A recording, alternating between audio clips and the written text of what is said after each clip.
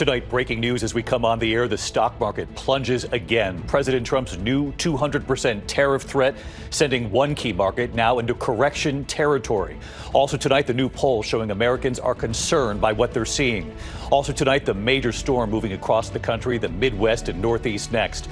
And the mother arrested tonight, accused of keeping her stepson captive in their home for more than 20 years since he was a boy. He set fire to the home so authorities would come save him. First tonight, President Trump defiant, escalating his trade war with America's allies. The Dow falling another 537 points today. The S&P 500 slipping into correction territory tonight. The president insisting he's not backing down. And the new poll tonight, what Americans are saying about President Trump's handling of the economy and about his tariffs. Also tonight, will the government shut down? Senate Republicans and Democrats locked in a standoff. Democrats furious with President Trump and Elon Musk's sweeping firings. Thousands of American workers fired. And they're angry over the tariffs. But do Democrats want to be responsible for shutting down the government? Rachel Scott and what she just learned. Tonight, the powerful cross-country storm. A confirmed tornado tonight, severe storms and possible tornadoes moving into the Midwest. Then the system hits the Northeast. Lee Goldberg has the forecast. That horrific case, a mother accused of holding her stepson captive for more than 20 years. The stepson, now 32, weighing just 68 pounds, setting fire to the home, hoping firefighters would come save him. And when asked if he was hungry, he said, all day, every day, my entire life. The major headline tonight in the search for that missing Pittsburgh college student on spring break in the Dominican Republic. Tonight, the international police agency, Interpol, now involved in this case. Overseas tonight, Vladimir Putin and what he's now signaling about the U.S.-backed ceasefire for Ukraine and Russia.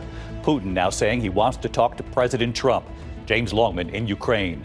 Back in the U.S., the chilling 43-second video tonight emerging in that case of the two girls murdered while on a trail, being followed by the suspect. And now in the video, you can hear what the girls say about the man who was following them. The alarming scene, green flames seen shooting from manholes, students evacuated, an entire campus shut down.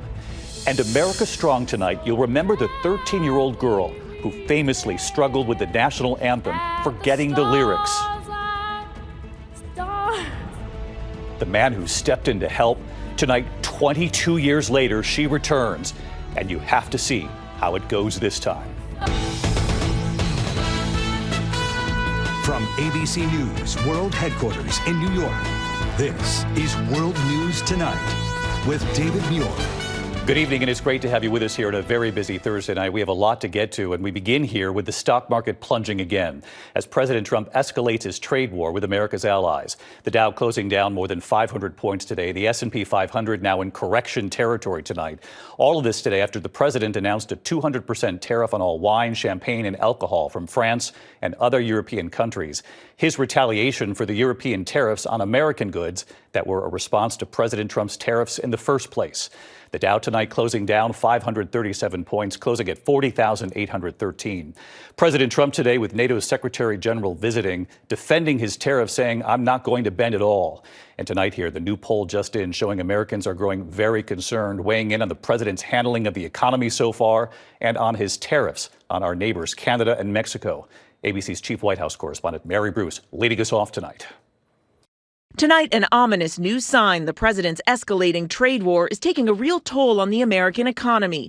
The Dow plunging more than 500 points. And for the first time in 2 years, the S&P 500 closing down 10% from its recent peak. Going into what's known as correction territory, an alarm bell for investors that the current roller coaster ride is far from over. Still, President Trump insisting he's not backing down from his sweeping tariffs. You are not going to change your mind. No, not. Look, we've been ripped off for years, and we're not going to be ripped off anymore. No, I'm not going to bend at all. In fact, today, Trump vowing to go even further, threatening a 200% tariff on all wine, champagne, and alcohol coming out of France and the European Union, saying it's in response to the, quote, nasty 50% tariff on U.S. whiskey that the EU announced in retaliation to Trump's tariffs on steel and aluminum. Economists warn American businesses will foot the bill for Trump's tariffs and pass the costs along to consumers by raising prices.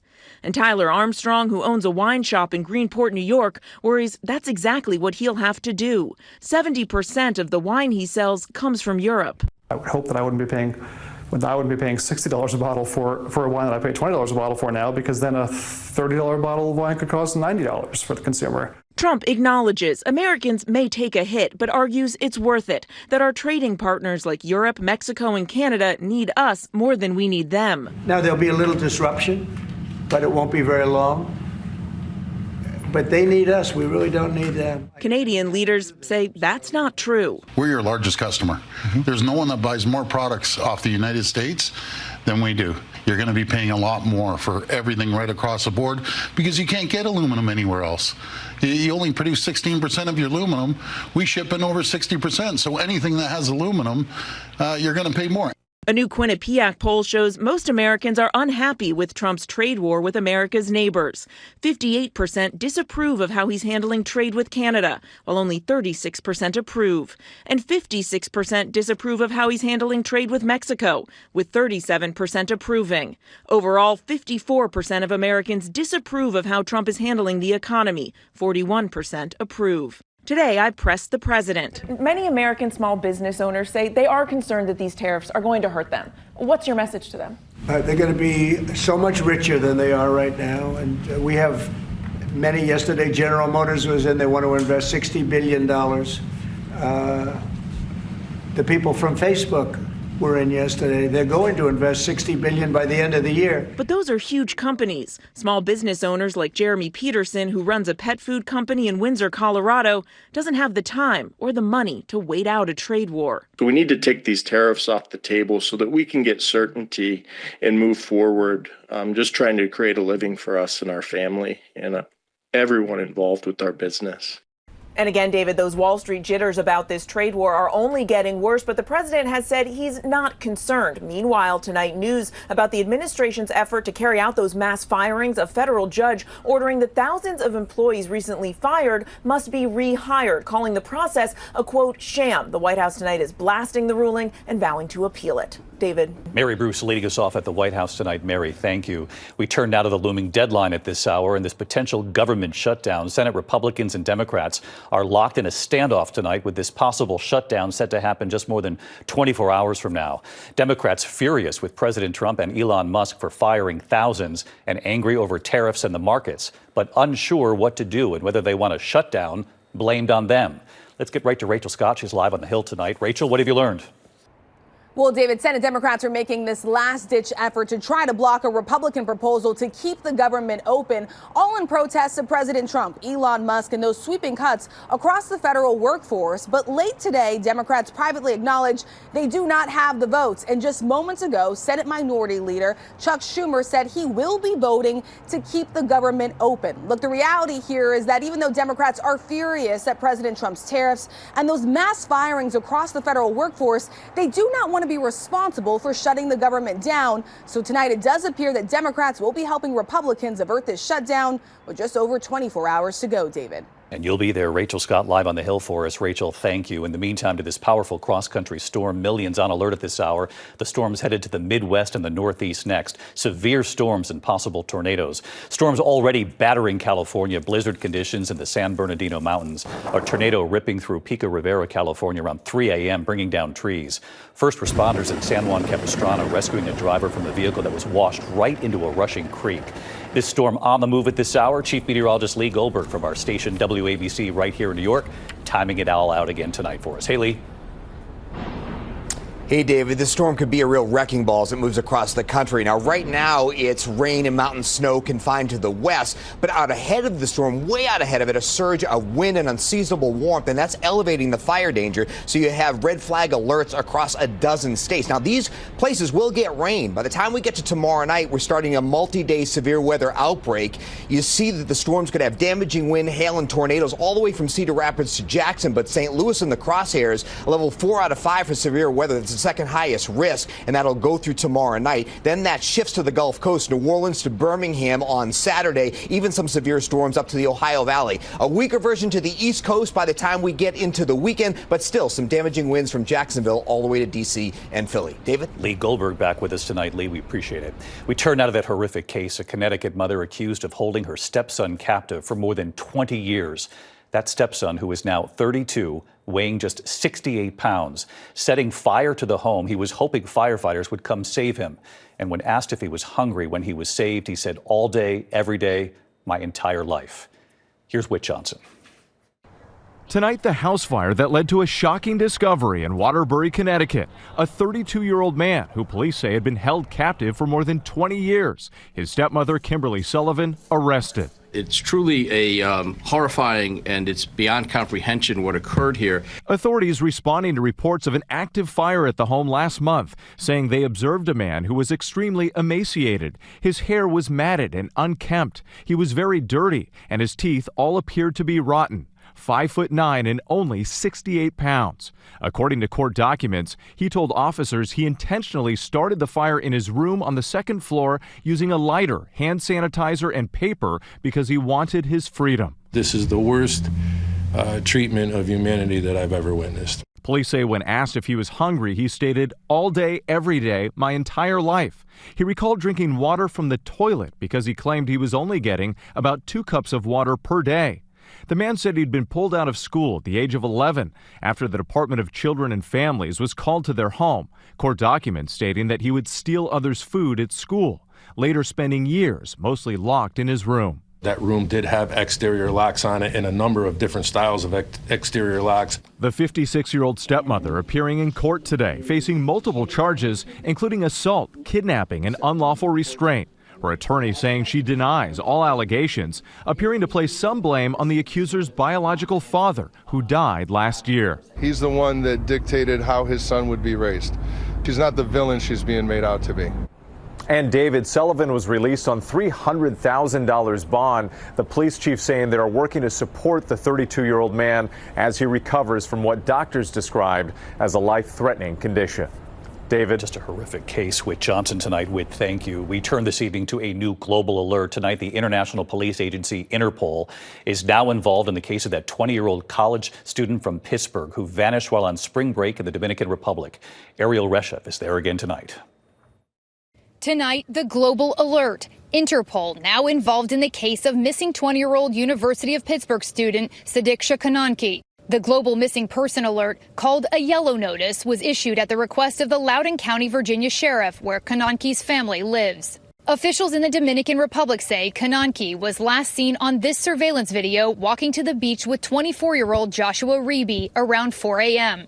According to authorities, Reeby captured on hotel cameras returning to his room that morning around 9 a.m. alone. Kananki's clothes and shoes found on the beach. Loudoun County authorities calling Reeby a person of interest. But Dominican authorities tell ABC News Reeby is cooperating and is a witness, not a suspect, telling them that the two were hit by a large wave. They also say he gave them 3 different versions of what happened that night because he was too drunk to clearly remember. Laurel Shriver has known Reeby since he was 8 years old. Josh would never hurt a girl. I don't know what happened, but there's no way he would have intentionally been any part of any scheme to do something to her. David, detectives from Loudoun County are here in the Dominican Republic searching for clues. And tonight, the prosecutor here says that they are exploring all possibilities, both accidental and intentional. David? Ariel Reshev. Ariel, thank you again tonight. Overseas this evening, Vladimir Putin and what he's now signaling about the U.S.-backed ceasefire for Ukraine and Russia. Putin now saying he wants to talk to President Trump. Our chief international correspondent, James Longman, in Ukraine tonight. Tonight, Vladimir Putin, in his first public response to the US-backed 30-day ceasefire plan with Ukraine, says he broadly supports the idea for a temporary ceasefire, but only with conditions. And that is not what the US demanded. Putin starting with a rare thank you to President Trump. But then saying there are issues that we must discuss with our American colleagues, saying he wants to call President Trump. Those issues include taking back territory seized by Ukraine in Russia's Kursk region, and Putin demanding that in any pause, Ukraine not rearm, train or mobilize troops. At the White House today, with NATO Secretary General Mark Rutte, Trump said he'd love to meet or talk with Putin, calling the Russian leader's comments very promising. Trump says he told his special envoy Steve Witkoff to discuss Ukrainian territory during his talks with Putin in Moscow tonight. We've been discussing with Ukraine land and pieces of land that would be kept and lost and all of the other elements of a final agreement. David, both Trump and Putin said today they want to speak to each other about this deal. Vladimir Putin may have done just enough to keep the White House happy for now, but he has made no commitment to stop his invasion. David? James Longman again tonight. James, thank you. Back in the U.S., meanwhile, the chilling 43-second video emerging tonight in the case of those two girls murdered while on a trail, being followed by the man who was later convicted. Here's Alex Perez. Tonight, 8 years after the murders of 13-year-old Abby Williams and 14-year-old Libby German in Delphi, Indiana, we're now seeing the chilling video recorded by Libby of the final moments with their killer. Key evidence police say helped them capture and convict Richard Allen. Until now, the public had only seen this snippet and heard the murderer's voice. But this 43-second clip, played at trial and just released on a website that supports Allen, reveals the growing panic as Abby asks her best friend if the man following them is still there. You can hear nervous whispering as Libby steps off the trail. See, this is the path that we go down. Abby is seen rushing past Libby. There's no path going there, so we have to go down here. You hear heavy breathing and then footsteps before the voice of their killer.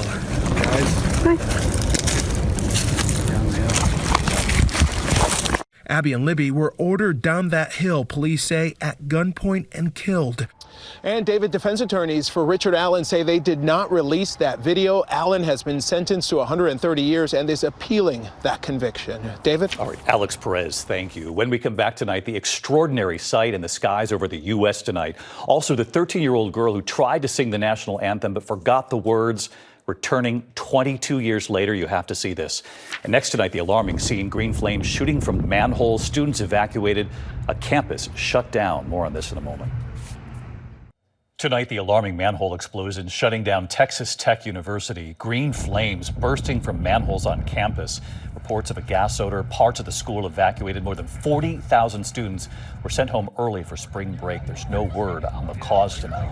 When we come back, the spectacular sight over the U.S. tonight, what you'll see, and the 13-year-old, the national anthem, and what's now happened 22 years later. To the index, the spectacular sight in the skies tonight. Millions of Americans will see the blood moon total lunar eclipse just before midnight in the east, totality occurring at about 2:25 Eastern time. When we come back tonight, she was 13, singing the national anthem and forgot the words. You might remember this. 22 years later, the comeback in a moment. ABC World News Tonight with David Muir, sponsored by Pacific Life, creating financial security for nearly 160 years.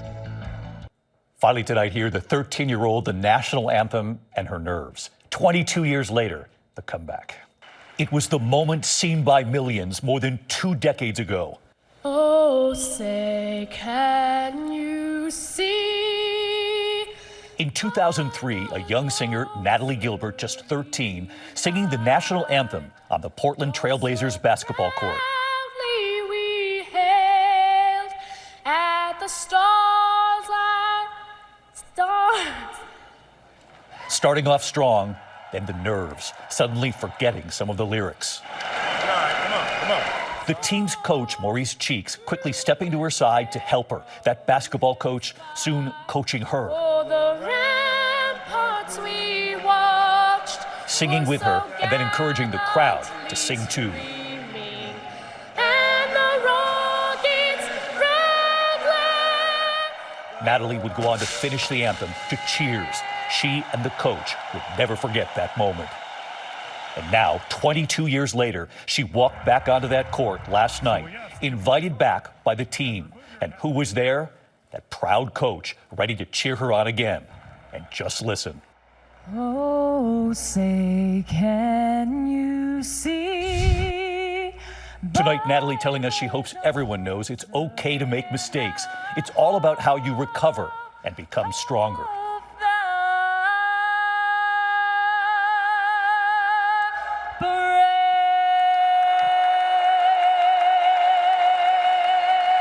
Lesson for us all on that. Congratulations, Natalie. I'll see you tomorrow. Good night. Thank you for making World News Tonight with David Muir, America's most watched newscast.